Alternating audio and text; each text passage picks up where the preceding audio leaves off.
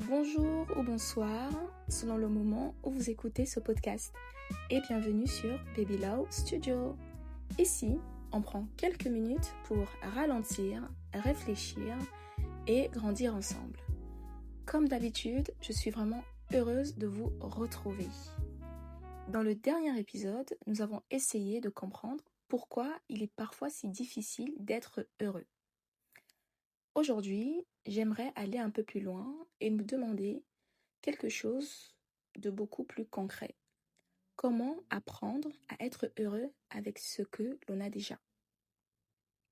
On entend souvent, il faut être reconnaissant, il faut profiter, il faut apprécier ce qu'on a déjà. Mais en réalité, ce n'est pas toujours aussi simple. Alors aujourd'hui, je vous propose simplement 3 pistes. Pas pour devenir heureux du jour au lendemain, mais pour apprendre petit à petit à mieux voir ce qui est déjà présent dans notre vie. Première chose, apprendre à remarquer ce qui est devenu normal. Il y a quelque chose que notre cerveau fait très bien, il s'habitue. On en parlait déjà dans le dernier épisode. Une nouvelle situation peut nous rendre très heureux au début, puis avec le temps, elle devient normale. Et parfois, le problème n'est donc pas que notre vie ne contient rien de beau, c'est simplement que nous ne regardons plus certaines choses avec la même attention. Notre logement, une personne que nous aimons, notre santé, notre indépendance, un travail que nous avions autrefois rêvé d'obtenir, même certaines petites habitudes. Alors, une première chose très simple consiste à se demander: qu'est-ce qui est présent dans ma vie aujourd'hui, mais que je ne remarque presque plus? Personnellement, je trouve ces questions beaucoup plus intéressantes que qu'est-ce qu'il me manque encore? Parce qu'elles nous obligent à regarder autrement ce que nous considérons déjà comme acquis. Deuxième chose, pratiquer la gratitude, mais sans se forcer. Le psychologue Robert Aymon a beaucoup travaillé sur la gratitude. Dans une étude menée avec Michael McCullough, des participants ont notamment été invités à porter régulièrement leur attention sur les choses pour lesquelles ils étaient reconnaissants.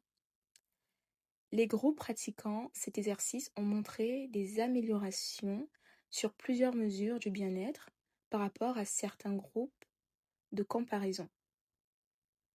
Mais j'aimerais préciser quelque chose.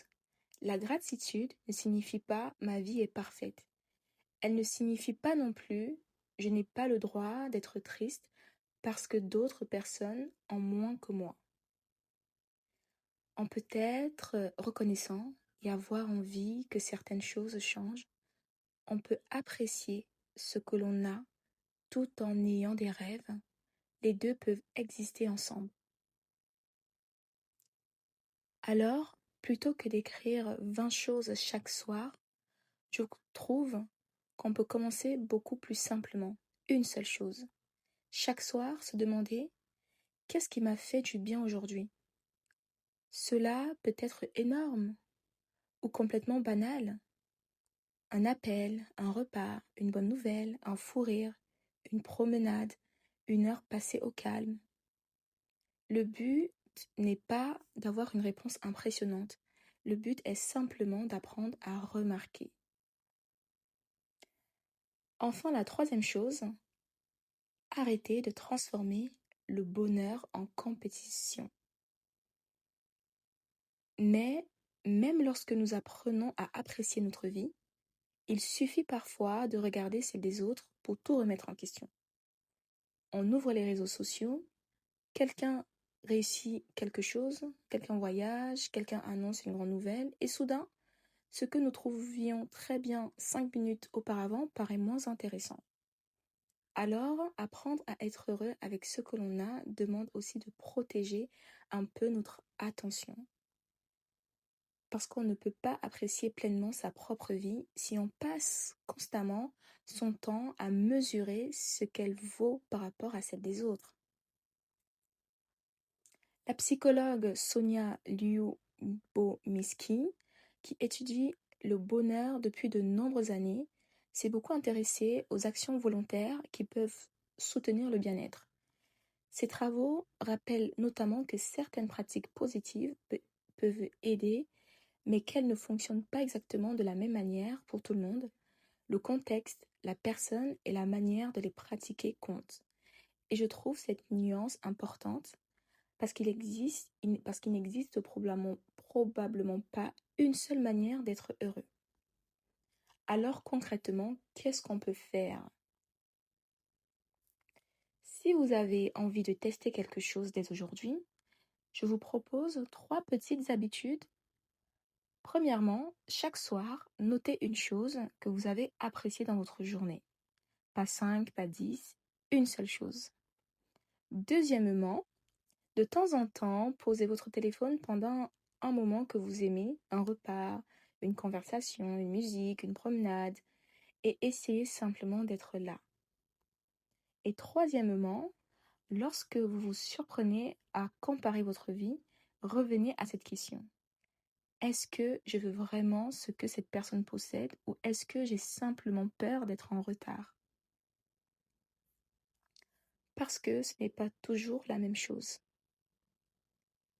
Alors, comment apprendre à être heureux avec ce que l'on a déjà? Peut-être en arrêtant quelques instants de regarder uniquement ce qui manque, en apprenant à remarquer ce qui est devenu normal, en cultivant un peu de gratitude et en se rappelant que notre vie n'a pas besoin de ressembler à celle des autres pour avoir de la valeur. Être heureux avec ce que l'on a déjà ne signifie pas arrêter de rêver. Ce n'est pas renoncer à évoluer. Ce n'est pas devenir passif. C'est simplement apprendre à ne pas sacrifier tout notre présent dans l'attente d'un futur meilleur. Un grand merci d'avoir partagé ce moment avec moi. J'espère que ce premier épisode de cette nouvelle série vous aura donné quelques pistes simples à essayer dans votre quotidien. Prenez soin de vous, prenez soin des personnes que vous aimez et aujourd'hui, avant de penser à tout ce qu'il vous reste encore à obtenir, prenez quelques secondes pour regarder ce qui est déjà là. À très bientôt sur Baby Love Studio.